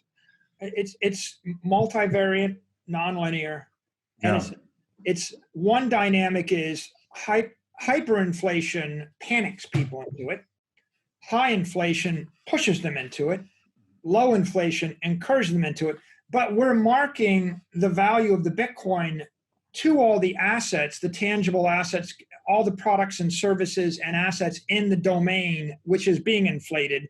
And that's also having an impact, a frame of reference impact. So, Right. so the frame of reference changes literally when it's $1 million for a cup of coffee. Right. Bitcoin's going to be worth $1 billion, right? Right. Right. That is the number go up technology, right? So it becomes powerful in that regard. So each of these four effects, I haven't written them out as a formula equation. If I was writing, I'd be writing F of adoption, F function of utility, function of productivity. Because in fact, they're all vectors that are all time dynamically varying across many dimensions. Each of these is a general idea, and they all convolve with one another in order to drive network power. But when you take them all into effect, then you just realize Bitcoin is this energy network. It's going to gather energy, and as people perceive it, they will adopt it. The utility is, as people adopt it, they'll want to integrate it with more utility. It's as they do that, it's natural. We can expect human productivity will increase. We can expect technology to advance. If we only have 0.1% adoption, it's like having all of the gas in 1% of the chamber, and I take away the barrier. You can expect it's not getting less. The genie is out of the bottle. The genie is going to expand, and then, betting on some governments to inflate is not a highly risky bet. You can, yeah, that's a good bet. Probably you'll get that, and that is Bitcoin network power dynamic, right? That is the dynamic there, and everybody that's marketing Bitcoin, they're contributing to it. Everyone working on Bitcoin technology is contributing to it. Everyone simply holding Bitcoin is contributing to it. Everybody that hates it, or everybody attacking every other asset, or every time another asset fails or another currency weakens, it contributes to it. And then just the relentless passage of time contributes to it. I think this is a brilliant way and unique way to look at the network effects of Bitcoin. And I also find it interesting that at the center of this vortex is the highest expression of truth we've ever had, right? Bitcoin is literally the system of converting energy into indisputable truth about who owns what UTXOs. And the 21 million, again, is kind of like the third certainty in life. We've historically had death and taxes. And now in the socioeconomic sphere, at least, we have this number, 21 million, we know that can't be violated. And that's what's spurring all these effects. Bitcoin is a cyber economy based upon the principles of truth, respecting the laws of thermodynamics, respecting Newton's laws. If you're going to worship the goddess of energy, you better respect the laws of conservation of energy.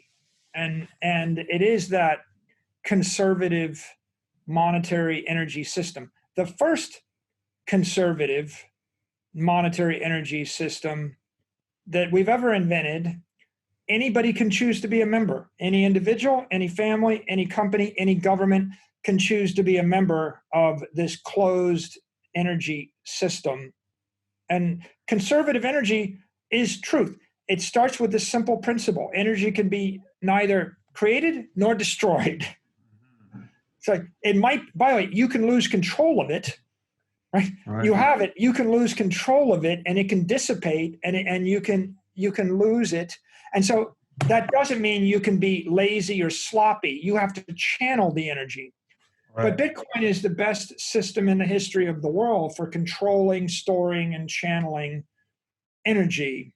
And that's why it's destined to be successful. I've never heard it put like that. That conservative energy is truth. That ties it back to how we started this conversation of the eagle dragging the goat off the cliffside, right? It's employing the least energy necessary to accomplish the greatest result.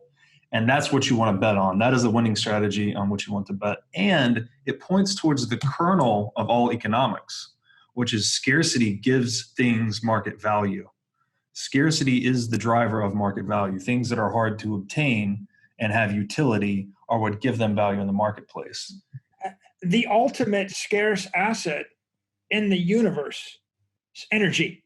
Yes. You can't create more of it. Right. If I give this much to you, you can't wiggle your fingers and make it twice as much. Right. If you lose it, it's gone. Yeah. And you can play all these games in thermodynamics. It's a great field because everybody they're all looking for that perpetual motion machine, and they can the laws of thermodynamics. We used to paraphrase them, at MIT in a snarky way. We'd say, you can't win, you can't break even, and you can't get out of the game. The laws of thermodynamics. It's like, from a layman's point of view, you can't cheat. Right. There is no cheating in thermodynamics. It might look like you got something for nothing. Even Maxwell's demon, he posed, well, maybe I could actually fight or reverse entropy and get order from disorder by dividing a chamber, and I have a demon and there's a little door and molecules are bouncing around. And what if my demon opened the door when the molecule bounced from the right to the left and closed it before the door bounced from the left to the right? I could, over time, with randomness, get all of the bouncy molecules on one side of the chamber, and I could reduce entropy. Mm-hmm. And they're like, they couldn't figure out that. They called it Maxwell's demon. Well, what's wrong with that argument? Like, doesn't that break the law of thermodynamics? And the answer came along 100 years later, when some IBM computer scientists pointed out that information is building up in the head of the demon, and the information, is in of itself creating entropy. And so, right. No, you're not cheating. Once you actually account for all the information in the system and all the disorder in the system and all the energy in the system, it did respect the laws of thermodynamics. And you can't cheat time, you can't cheat space. I mean, there is ultimately conservation. And Isaac Newton, right? All of Newton's laws, conservation of mass, conservation of energy, F equals ma. It's the basics of physics, the basis of mechanics. It's the basis of every machine we built that works. Right. It's the basis of all of our heat exchange. And it hasn't been, scientists and engineers don't have a high opinion of economists. Mm-hmm. And one of the reasons why is that it hasn't been important for economists to understand closed systems, isolated systems, servo mechanisms, conservation of mass and energy, E equals MC. E equals MC matters. What it means is if there's mass, it becomes exponentially expensive to move it around. E is the energy. You want to move stuff fast, you need to take the mass to zero. And that's how you move stuff fast. So, economists, maybe what they were doing didn't matter before Bitcoin. Like you could just say maybe Bitcoin is the first time that technology crashed into economics. You have energy, you have technology, you have math crashing into economics. And now you couldn't really be a competent economist without appreciating closed systems, energy efficiency, math, conservation of, everything, right? Another thing this calls to mind, and maybe a unique way to look at Bitcoin, we can't break the laws of thermodynamics. Those are the rules of the game within which we are operating in physical reality. And Bitcoin, in a way, maps onto that system very nicely because it gives us an economic system in which we cannot break the laws, right? It perfectly respects and aligns itself with the laws of thermodynamics in the economic sphere. And another thing this made me think of was, this is a framework I got from you on inflation, was that, CPI is low, but everything you want is inflating rapidly. And it's almost as I guess you could probably plot that on a spectrum as the things that are more energy intensive to create are inflating more rapidly, right? And the things that are created easily are tweaked and controlled and dumped into that CPI bucket. Because the laws of thermodynamics apply even if you don't wish they did. Right. Yeah. You can't get out of the game. There's no free lunch in the universe, right?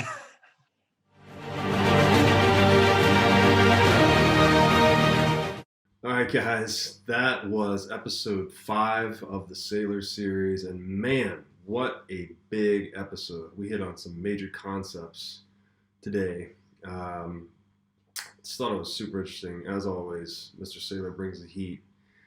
I think, first of all, we talked about how fiat currency was basically implemented as a means of augmenting the portability of gold, right? Because gold is heavy and physical. It's difficult and expensive to transact it across space, although gold is really good at holding its value across time because it had high relative scarcity. But the point there that Saylor brought up is that although fiat's good at moving, or we could say gold-backed paper currencies are good at moving value across space, right? That was their purpose of introduction, that they actually suffer because they have all of these frictions between different regulatory and intermediary environments, such that when you try and move cash, say from China to the US, you hit different types of capital controls and whatnot. So it can be very expensive and cumbersome to actually move fiat currency across different jurisdictional domains, which actually inhibits its original purpose, which was to increase the portability of money.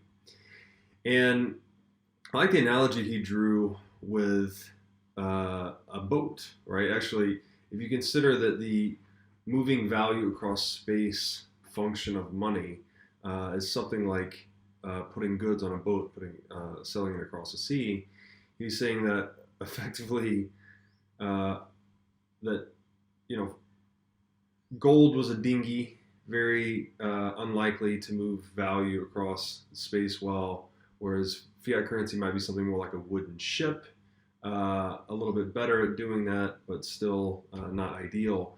Whereas Bitcoin is actually like a steel ship.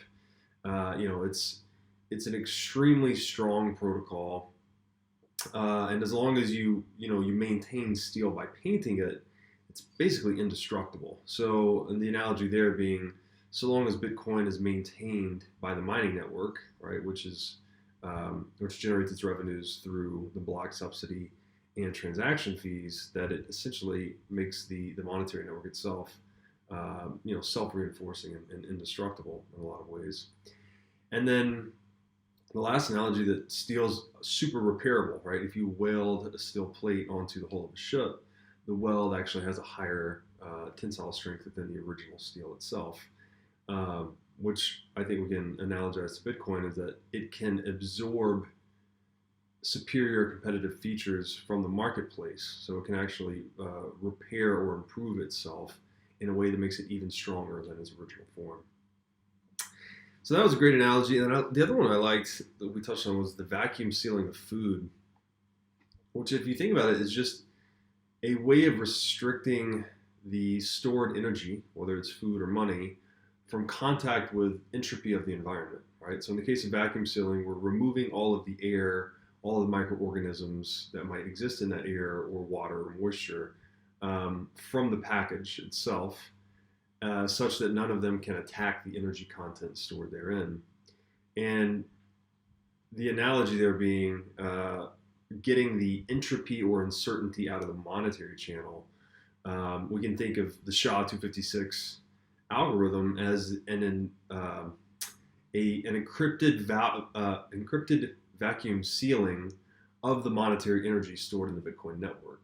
So it gives it this super high resistance to impurities or uncertainty or nefarious actors, right? Or even don't even have to be nefarious necessarily.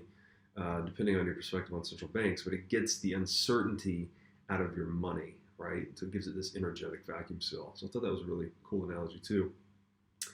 Then we talked about money being power, and that money itself is the superset of all power that humans have been able to create in the world. And again, the physics definition, which I really like for power because it ties back to the importance of proof of work. Power is the capacity to do work over time, right? So to be able to apply force over distance over time. That's what power actually means.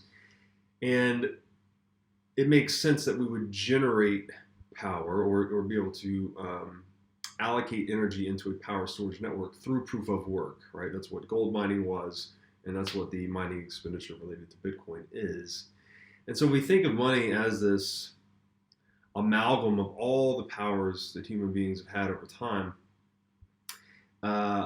and look at Bitcoin through that lens. We see that the power in the network, which was another analogy Saylor used, was kind of like the voltage in a closed source system, right? So the supply of Bitcoin doesn't move, but the amount of energy stored in the network is the only thing that can be increased. So it's a perfectly closed system that mass can neither exit or leave, but only energy can be added to it. And so in that way, we can think of the power of the energy of the Bitcoin energy network as its price, effectively. And we dug in a little bit of that and talked about, the stock to flow model and Bitcoin supply issuance. It's not actually the supply that's driving the value necessarily. As we go into later, it's more a function of its utility. But because it's not, as Saylor said, the impossibility to produce something is not what makes it valuable. It's actually the impossibility of producing something that already has relevance to someone's goal-directed action, right? That's so value is this subjective quality where if a particular object or even a service or a piece of knowledge is relevant to you accomplishing the aims of your goal-directed action, if it's an accelerant for you towards achieving your goals, then we could say that thing has value. Now the value, even if something has an accelerant towards you achieving your aims, say like oxygen, right? We all have the aim of breathing and surviving. It doesn't actually have a lot of value because it has no scarcity, right? So the scarcity can amplify the value, but the value itself is actually a function of its the individual good, service, or knowledge's relevance to your goal-directed action. And so that we actually looked, as Saylor like to put in these buckets of what actually defines the monetary network value of Bitcoin, and he classified it as adoption, inflation, utility, and I love this quote he used, said that Bitcoin is, quote, an encrypted energy crucible in which we store the energy of life. So we've touched on it repeatedly in the show that money is life force, right? It's this meta energy that allows us to access essentially any other form of energy that's available in the marketplace. And in that way, we need a system that maps onto the scarcity of the thing that it represents, if that makes sense. So in thermodynamics, energy can neither be created nor destroyed. So it makes sense that the money which best maps onto that would become naturally selected in the marketplace. And then went into another definition of money, and this is one I've used several times. I say that money is an insurance policy on the uncertainty of the future, right? The ineradicable uncertainty of the future. No matter how much technology advances, we're never going to get rid of uncertainty. And uncertainty itself, by the way, is another expression of entropy, right? And we live in a universe pervaded by entropy. And in fact, entropy is the only thing that defines the flow of time in the universe. Everything, all physical processes are symmetric, but the one thing that imparts a directionality to time is this flow of entropy, things becoming increasingly uncertain or breaking down or more chaotic over time, left unmaintained. And so money, since it gives us pure optionality in the marketplace, it's like no matter what unforeseen consequence we encounter, money is the best tool for dealing with that uncertainty because it gives us a claim on the collective savings of the world. So we can access whatever it is we may need, assuming it's available in the marketplace, to resolve that uncertainty when we encounter it. And Saylor made a good caveat to this analogy because he said that one thing about an insurance policy is that it carries a lot of counterparty risk. So even today, we're sitting in 2020 with this global pandemic striking. There's many insurance policies are not being paid out because they had exclusions for pandemic or other, force majeure, I think as they call a lot of them. And so we could say that Bitcoin is actually even more valuable than just a standard insurance policy, and that it's a non-counterparty insurance policy, right? It's a money that does not have any political exposure to pay out, right? So if you're holding cash in a form that can't be confiscated, inflated, stopped, then no matter what eventuality you encounter, no matter what circumstances you encounter in dealing with the uncertainties of life, you have a pool of pure capital optionality, basically with Bitcoin. And that cannot be said for any other asset. There is no other money that can provide you that degree of assurance. And so when I mentioned that quote that this is from Carl Schmitt, that sovereign is he who decides the exception. So this is really important because by totally removing counterparty risk from money, Bitcoin has removed all exceptions from money or the monetary policy, if you will. And by doing that, right, you've taken away the ability to make exceptions in the game of Bitcoin. So all of a sudden, sovereign is he who makes the exception. If no one can make the exception, then no one's sovereign, right? So there's no sovereign over participants in the network, which means you've maximized the individual sovereignty of all network participants. And this is something that's really radical. Like, you really have to think about this for a long time. And again, we could define sovereignty somewhat simply as just the authority to act as one sees fit, right? The ability to conduct an action consistent with your purpose and aims. And Bitcoin's the only money in history that maximizes our ability to do that. So as I argue, actually one of my latest pieces, Bitcoin and Hope, that Bitcoin is money purpose-built for entrepreneurship, right? It maximizes not only their sovereignty, but also their accountability and their ability to engage in adventure, right? And to engage in business dealings and taking on risk to try and solve problems for the market and generate value in the process. So thought that was a really interesting way to look at it. And then we got into debt. And I love the way he described debt as almost an anti-energy, where you've actually, instead of having this capital cushion against uncertainty, that debt actually can amplify the negative consequences of encountering uncertainty. Now, it can also be used to enhance the positive consequences, right? That's what leverage is. It will amplify your gains or losses. But it tends to be a poor strategy over time because the one thing that's unavoidable in an entropic universe is volatility. So it makes volatility, positive volatility more beneficial, but it can make negative volatility, it can cause you total destruction, right? It puts you at risk of ruin, which if you've read any of Taleb's work is just, the number one thing we all must avoid. So we got into some specific examples of how fiat currency, it's actually, because it's depreciating over time and large corporations have access to really cheap loans, that it's actually incentivizing them to take negative treasury positions, right? To borrow money on the market at low rates and buy back their own stock because again, you would expect that the scarcity of that stock and the performance of the underlying capital would tend to outperform the borrowing cost in a market where the cost of borrowing is suppressed by central banks effectively. So this puts corporations in a weird position because it's causing, the incentive structure is such that it causes them to fragilize their own business model and to, instead of having a positive buffer against uncertainty in their treasury, they actually carry negative treasury balances, which can make them subject to their creditors, right? The wishes of their creditors, which, again, sovereign is he who makes the exception. So all of a sudden, by marginalizing your own capital position and putting yourself in the hands of creditors, you've now given away your sovereignty, if you will, to a creditor, and taken it away from yourself and your shareholders.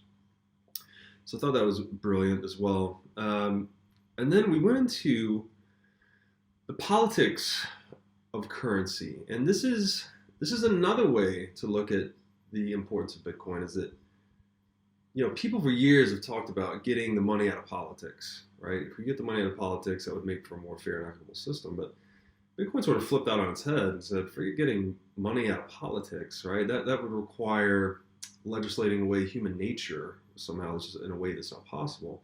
What we can do instead with Bitcoin is just get politics out of money, right? All of a sudden, we have a money that can't be manipulated or confiscated based on political will.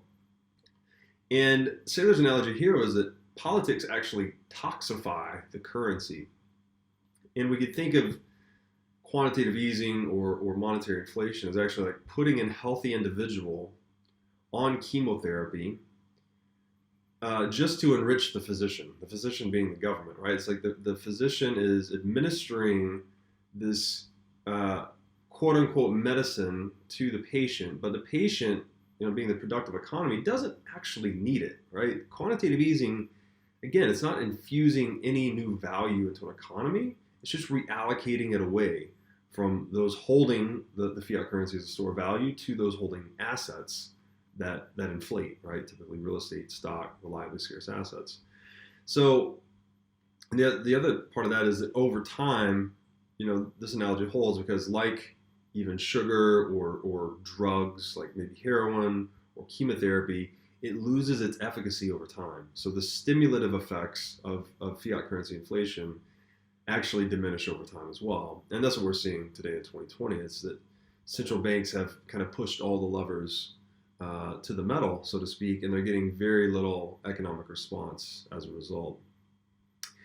And through that biological lens, we could consider hyperinflation as being a form of like socioeconomic organ failure or a toxic shock, where all of a sudden these energy centers, right, in the form of our institutions or economic networks, the lifeblood that flows through them in currency has been so diminished in terms of its informational and energetic carrying capacity that the institutions start to come unraveled, right? People can no longer interoperate between themselves and between these institutions that maintain the trust that maintains social cohesion is basically diluted along with the currency. So I thought that was a great way to look at it as well. And then I think this is just a wonderful argument, this next point, on how to just diffuse anyone's counterpoint to Bitcoin. Assuming they have a relatively sophisticated understanding of the store value function. And it's just a very simple thought experiment. How do you store value effectively for 100 years into the future? How can I store value today in the most lossless way to transmit it 100 years into the future, right? So we could say, all right, what's being used today to store value? FANG stocks, right? Or other high-performing equities.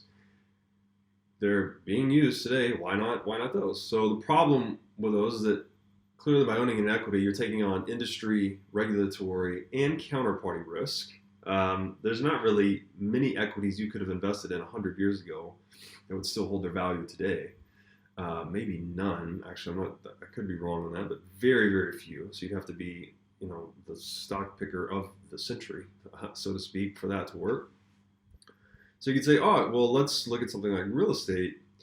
Real estate also suffers from all of those issues. It does have reliable scarcity, but it's an asset that's out in the open. It can't be hidden.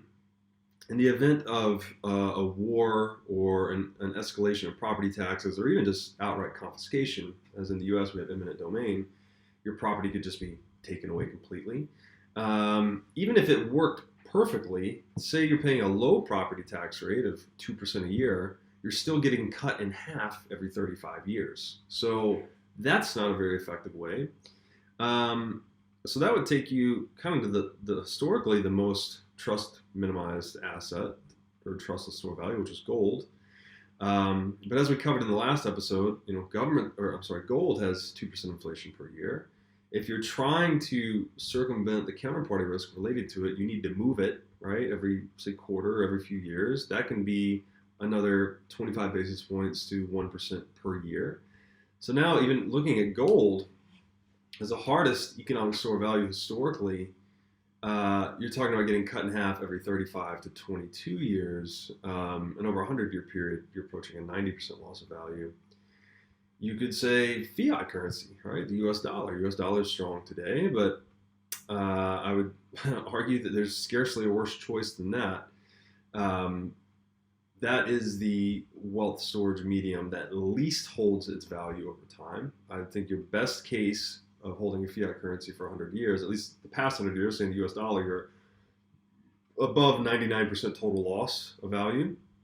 And that's if you pick the right currency and yours doesn't hyperinflate or is invaded by another country and deauthorized or whatever it may be. So you're somewhere between 99 and 100% loss of total value in fiat currency. So what does that leave you with? It leaves you with Bitcoin, right? There's only one store value that is totally free of counterparty risk, has a fully diluted or totally universally transparent and predictable supply schedule. So we all know the inflation. There's zero unexpected inflation. And it can be stored in a way, in any number of ways, in these custom high security, ultra high security custody schemas, right? Like multi-sig and things of that sort. So I think just zoom out on the store value argument. It's a clear winner, right? There's just not even competition. Your second best choice is maybe, I guess, gold or possibly real estate. And you're still looking at, say in the case of real estate, if everything went perfectly and you only had your 2% property tax per year, you're looking at like an 87% total loss in 100 years. So whereas Bitcoin, you have essentially zero, right? Because it's not that Bitcoin doesn't have inflation in the system, but the inflation it's a fully diluted cap table, if you will. Everyone knows what it is. So you're playing off of 21 million, even though, say, maybe 18.5 million Bitcoin have only been issued so far to date. So I thought that was brilliant. Great way to look at it. Zoom out.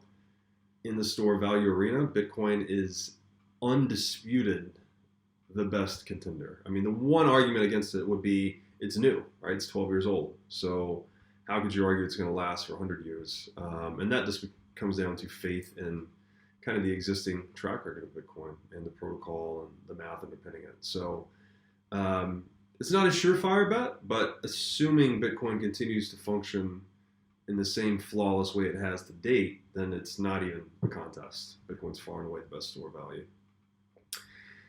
And so that got us into a discussion about history. And Saylor made the point that the greatest lesson of history was that the most organized group of people win. Clearly, right? We are more than the sum of our parts when we can coordinate our efforts. And again, by getting the politics out of money, Bitcoiners are essentially perfectly aligned. We can compete and fight amongst ourselves and argue and all of these things, but the one thing that doesn't change, it's not subject to politics, is 21 million, right? 21 million, no confiscating, only private keys can generate and spend transactions. These fundamental rules of money that are not subject to politics enhances the cohesion of Bitcoiners effectively.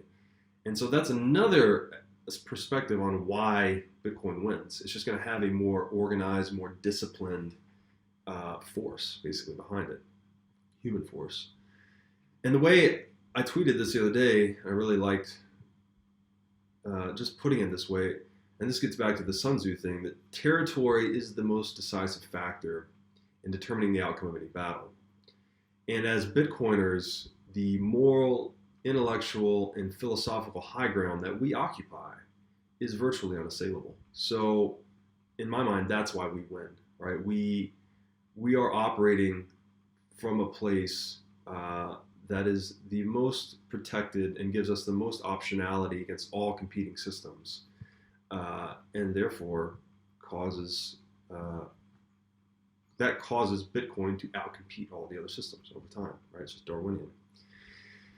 And then going back into the SOV, which is store value versus medium of exchange argument, Saylor had a brilliant way of describing this. That Bitcoin is a high frequency store of value and a low frequency medium of exchange. So that every second you're holding Bitcoin, it's performing its function, right? Anyone that's saying Bitcoin doesn't have utility, they don't understand inflation, they don't understand store value, because every second you're holding Bitcoin and it's adhering to that fixed and diminishing supply schedule, and you're storing it in a custody model that's really difficult to confiscate or corrupt.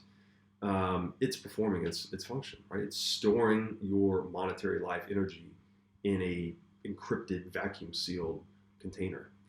And one of the things he said there was, in the sphere of money, Bitcoin is immortal energy. We've never had anything like this. And this too we got into a little bit of the discussion about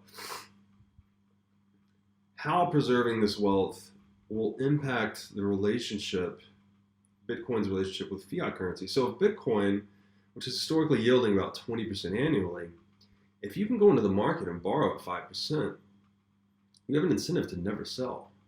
You have an incentive to just keep accumulating Bitcoin and borrowing up to these intelligent thresholds, right, of ideally never being marked to market and having favorable loan covenants. Your incentive is to borrow and acquire Bitcoin. And that, again, he analogized this to how generational wealth is handled, where a lot of families just own, say, a block in New York City, and they just borrow against it little by little over time. So there's a point, in the sphere of money, Bitcoin operates as this immortal energy, if you will. And the incentives related to Bitcoin are interesting because historically it's been yielding, say, 20% annualized return. So if you can go into the marketplace and borrow, let's say 5% or anything below the annualized return, then you actually have an incentive to do so, to actually go out and borrow and acquire more Bitcoin. And more recently, this was recorded before Saylor's latest announcement, but most recently, he actually used MicroStrategy's balance sheet to go out and raise some convertible notes and do this very thing, where he could borrow at a rate below Bitcoin's expected annualized return, and he's using it to acquire additional Bitcoin. And this points towards something really interesting. Pierre Rochard wrote a great piece about this years ago. I think it's called Speculative Attacks. And so what's effectively happening is that since Bitcoin tends to outperform broader investment indices, right? And since debt and interest rates are being artificially suppressed by central banks, this opens up an attack vector on the fiat currency itself, where market actors can go into the marketplace, borrow fiat, and then actually sell that fiat to acquire Bitcoin. And if you do this at scale, this can actually induce inflationary pressure on the fiat currency undergoing the speculative attack. So we could even say that what Saylor's recent move with the convertible note play is in some ways actually a speculative attack on the US dollar. So again, it just points towards this, how the economic principles underpinning money and the incentive schemes related to both fiat currency and Bitcoin sort of all point towards the ultimate success of Bitcoin in the long term. And then we got into the utility of money as another one of these factors that drive Bitcoin's success. And the general point here is pretty straightforward. Bitcoin is extensible, meaning its protocol is adaptable. You can add other features to it. You can build businesses on top of it. You can connect APIs to it. There's a great degree of programmability that Bitcoin enables that something like gold simply does not, right? Gold is just this dumb rock that essentially sits in a vault and provides assurances of supply scarcity, but offers none of this other feature set that Bitcoin enables. And looking at it as technology, we also say that fiat currency, it suffers because it has these technology backdoors in the form of issuers being able to inflate the supply and steal wealth from everyone else, whereas something like gold or Bitcoin does not, right? It has these backdoors closed. And this spins up a number of interesting possibilities with Bitcoin, which Saylor went into in a little more detail. But basically, by interfacing this base monetary protocol we call Bitcoin with digital technology, we now gain a huge degree of customizability and unique ways to, say, channel our will or intent across time and fund it in many unique ways. And you can do this, with things like smart contracts even that actually mitigate or minimize counterparty risk. Whereas if, again, you wanted to send flowers to your niece on her birthday every year for 100 years after your death, to do that with something like gold, you'd have to put all your trust in a custodian and some type of payment mechanism to get to the flower delivery guy. And then the flower delivery business itself, you'd have to bet on one that was going to stay in business. Whereas with something like Bitcoin, you can actually write a lot of these things, increasingly write these things into the code or into a smart contract that could go into the marketplace and search, right, for, say, a good payment service to deliver the payment, a good flower delivery service. So it gives you a much higher degree of adaptivity and resiliency and projecting your will and intentions beyond the grave even. So super interesting way to look at Bitcoin. And then he touched on another aspect of Bitcoin that really drives its valuation. And he was referring to the productivity of the Bitcoin network participants themselves. So when market actors, whether they're individual, corporation, government, have decided to go long Bitcoin, they're making a similar decision to what Saylor did, where they're deciding to use Bitcoin as a primary treasury reserve asset, or said differently, just to hold it on their balance sheet as a means of storing wealth. And what this does is, this is a two-phased kind of approach, because the initial phase is just, hey, I'm putting my treasure into Bitcoin, right? I'm selling the cash and buying Bitcoin. But the second order effect of that is once you've made that decision, you as a productive and effective entrepreneur are going to continue sweeping profits or excess cash flow into your treasury over time. So not only is the value accreted to the Bitcoin network, it's not even that initial slug of capital in the form of the treasury transaction, but also the discounted future expected cash flows from future sweeps into that same treasury, right? And I think this is an incredibly interesting way to look at it, because I've never seen anyone in Bitcoin that studies it closely that becomes bullish, that ever becomes less bullish. So it's almost like once you're in, you're allocating capital in, you're studying it more closely, you see all of these things we've covered, right, in depth, and more things we will cover, on how significant of a monetary innovation this really is. And it just causes you to sort of escalate your allocation percentage, right? Maybe you're 20% of your treasury initially and then creeping up to 30, 40, 50. And this is all this self-reinforcing feedback loop, because every decision you make to increase your allocation into Bitcoin is putting game theoretic pressure on all other market participants to do the same, right? It's a game of front running or taking as much territory on the network as possible. So this has a really interesting effect of intertwining the fate of Bitcoiners together in a way that it's like a compounding incentive structure that it incentivizes us not only to become more productive, right, to generate even more free cash flow to put into savings, right, into this superior savings technology, but it also incentivizes us as holders to want to educate others. We want to describe to the rest of the world, for not only financial purposes, but also for moral purposes, of how the existing system is rigged and you are being robbed, and that this is not only pragmatically the best system, but also philosophically the best system for savings the world's ever had. And even evangelize, right? Once you're a Bitcoin holder, and you found this way of saving your own wealth, your own life energy in an uncompromisable medium across time.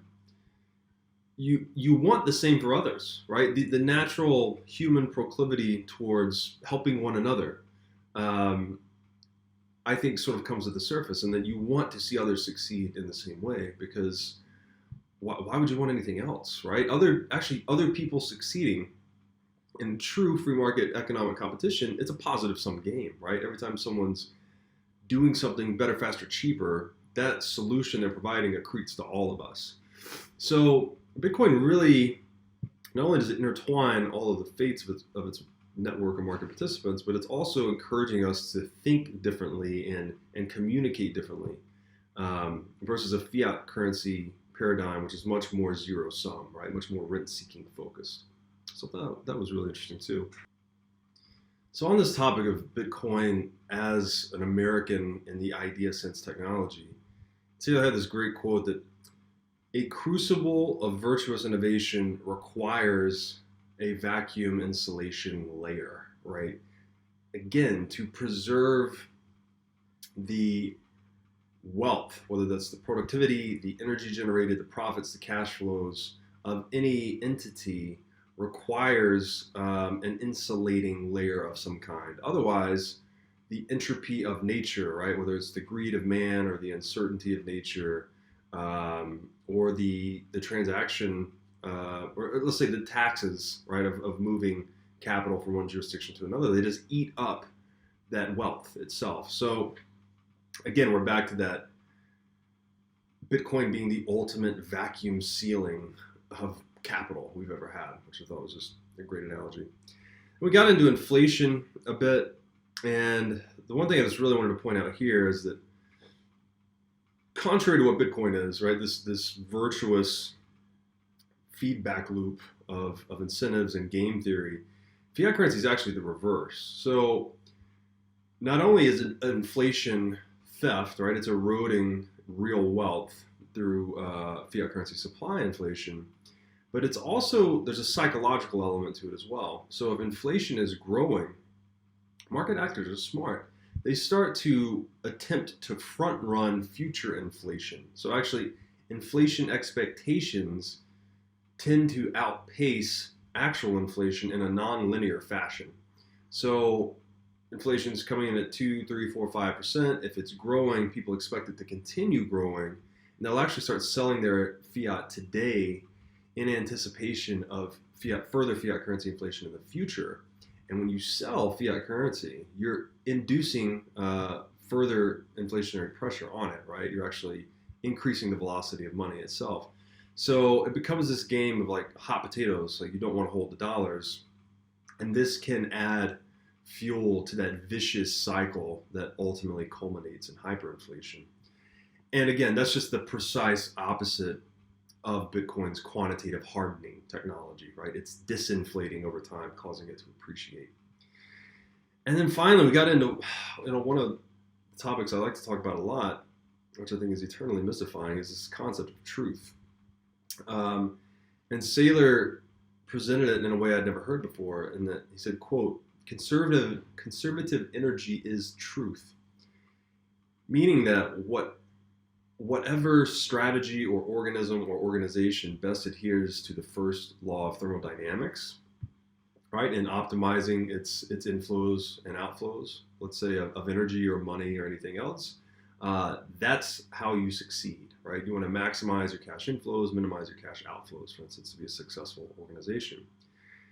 And in that context, Bitcoin is the first conservative monetary network in history. We could say gold was one.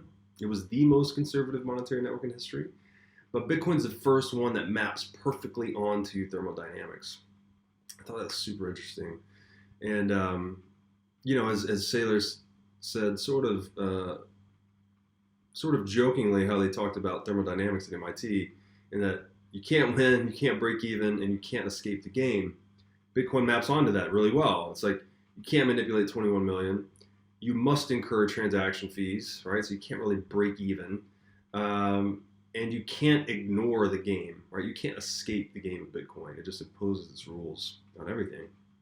So that was it. I think it was a great episode. You know, he concluded with saying that perhaps Bitcoin is actually the first instance of technology crashing in economics.